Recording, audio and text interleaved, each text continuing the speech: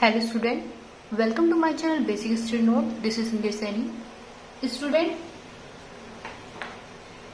मेरे पास एक लेटेस्ट सिलेबस है जिसमें सरकार द्वारा कोविड-19 महामारी के कारण शैक्षिक सत्र 2020 से 2021 में समय में विद्यालयों में पठन पाठन का कार्य न हो पाने की स्थिति में सरकार ने इसको चेंज किया है।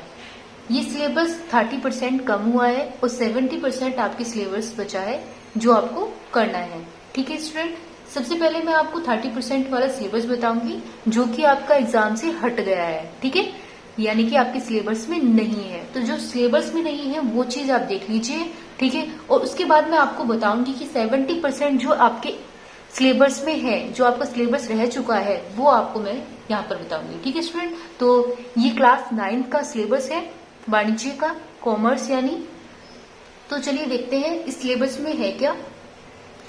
स्टूडेंट, ये हमारा वो सिलेबस है जो हमारा एग्जाम में नहीं आने वाला है। ठीक है, तो ये चीजें हमारी हटा दी गई हैं। चलिए बता देती हूँ। कोविड-19 महामारी के कारण शैक्षिक सत्र 2020 से 21 में विद्यालयों में समय से पठन पाठन का कार्य न हो पाने की स्थिति में सम्यक विचारोपरांत विषय विशेषज्ञों की समिति द्वारा निम्नवत 30% पाठ्यक्रम कम किए जाने की अनुशंसा की गई है।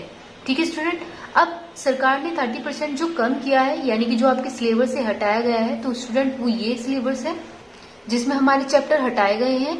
तो सरकार ने इस लॉकडाउन की वजह से इस सिलेबस को कम किया है। ठीक है, चलिए देखते हैं इसमें क्या दे रखा है कि चैप्टर फर्स्ट में भारतीय बही खाता प्रणाली, रोकड़ बही व जमा तथा नकल बही, ये एग्जाम में नहीं आने वाला है, ये आपके सिलेबस से हटा दिया गया है। ठीक है स्टूडेंट, तो आगे दे रखा है चैप्टर 2 यानी कि प्रतिलिपिकरण, आपके सिलेबस में अब नहीं आएगा। चैप्टर 3 भारत में मुद्रा प्रणाली का सामान्य परिचय। चैप्टर 4 आवश्यकताओं का वर्गीकरण एवं लक्षण, प्रोजेक्ट कार्य एवं आंतरिक मूल्यांकन, यानी कि इससे रिलेटेड जो प्रोजेक्ट कार्य था वो भी नहीं आने वाला है।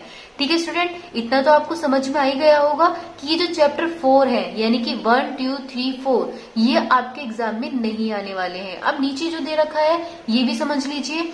चैप्टर 1 भारतीय बही खाता प्रणाली, कच्ची रोकड़ बही, तो स्टूडेंट ये भी आपका न्यूमेरिकल है। ठीक है, जो आपका नहीं आने वाला एग्जाम में। चैप्टर 2 भारतीय बही खाता प्रणाली यानी कि पक्की रोकड़ बही, ये भी आपका एग्जाम में नहीं आएगा। ठीक है, चैप्टर 3 यानी कि जमा व नाम नकल बही। 4 प्रतिलिपिकरण की प्रणालियां।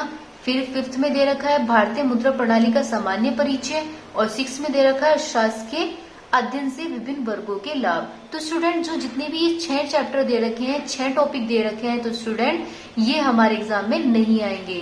ठीक है, तो ये जो शस्त्र है, यानी कि इसमें 30% का सिलेबस आपका कम कर दिया गया है, और जो 70% बचा है वो मैं अब आपको बता देती हूँ। ठीक है स्टूडेंट, ये है हमारा उपयुक्त के अनुक्रम में 70% का पाठ्यक्रम निम्नवत है, यानी कि इस लॉकडाउन में कोविड-19 महामारी के कारण सरकार ने केवल हमारा 70% सिलेबस बचा है, जो हमें 70% सिलेबस करना है। ठीक है स्टूडेंट, अभी 70% सिलेबस है कौन कौन सा ये देख लीजिए। ये भी क्लास 9 का वाणिज्य का ही है जो मैं अभी तक आपको बता रही हूँ। ठीक है, तो इस विषय में एक प्रश्न पत्र यानी कि 70 अंकों का समय 3 घंटे का होगा आपका। वही 3 घंटे जो पहले थे, कुछ भी आपका कम नहीं किया गया है, केवल 70% यानी 30% आपका सिलेबस कम किया गया है और 70% आपको करना है, यानी कि 3 घंटे आपको पूरे मिलेंगे। इसके बाद में क्या दे रखा है, इस विषय में 70 अंक की लिखित परीक्षा, यानी कि 70 अंक की तो लिखित परीक्षा होगी, और 30 अंक का प्रायोगिक यानी कि आंतरिक मूल्यांकन, यानी कि आपका प्रोजेक्ट कार्य होगा। ठीक है स्टूडेंट, और प्रायोगिक आंतरिक मूल्यांकन में 15 अंक तो प्रोजेक्ट के कार्य के होंगे, और 15 अंक किसके होंगे, मासिक परीक्षा के निर्धारित किए जाएंगे। तो निर्धारित जो मासिक परीक्षा होगी आपकी वो 15 अंक पर होगी। ठीक है स्टूडेंट, तो इतना आपको समझ में आ ही गया होगा। चलिए आगे देखते हैं। प्रोजेक्ट कार्य का मूल्यांकन विद्यालय स्तर पर आंतरिक होगा।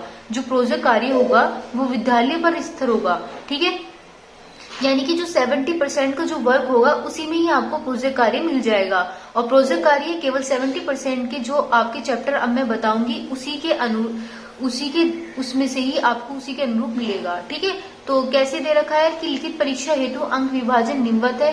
इसमें मैं आपको नंबर भी बताऊंगी और साथ ही चैप्टर का नाम भी बताऊंगी कि कौन कौन से चैप्टर आपके एग्जाम में आने वाले हैं, यानी कि कौन कौन से सिलेबस में आने वाले हैं। इस बात का ध्यान रखना, जो सिलेबस में है वही आपका एग्जाम में आएगा।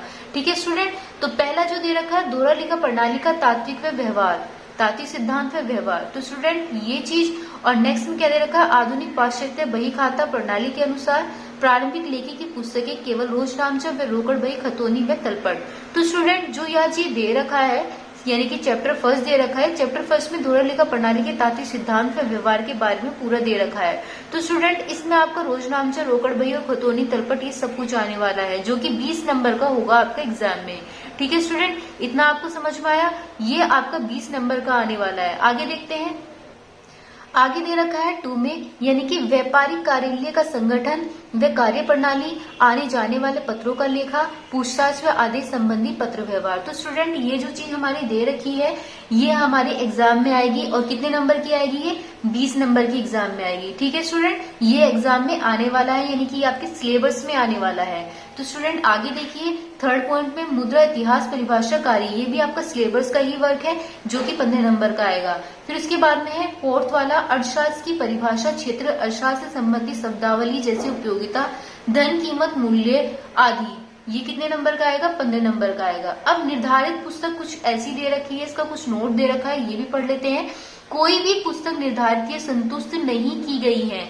तो स्टूडेंट ये चीज जाननी बहुत जरूरी है कि इसके लिए कोई पुस्तक है जो निर्धारित संतुष्ट नहीं की गई है। आप कुछ भी पुस्तक, कोई सी भी पुस्तक ले सकते हैं। तो विद्यालय के प्रधान विषय के अध्यापक के परामर्श के पाठ्यक्रम के अनुरूप उपयुक्त पुस्तक का चयन कर ले, जो आपके स्कूल में चल रही है यानी कि बुक, आप उसी से ही इसकी स्टडी कर सकते हैं।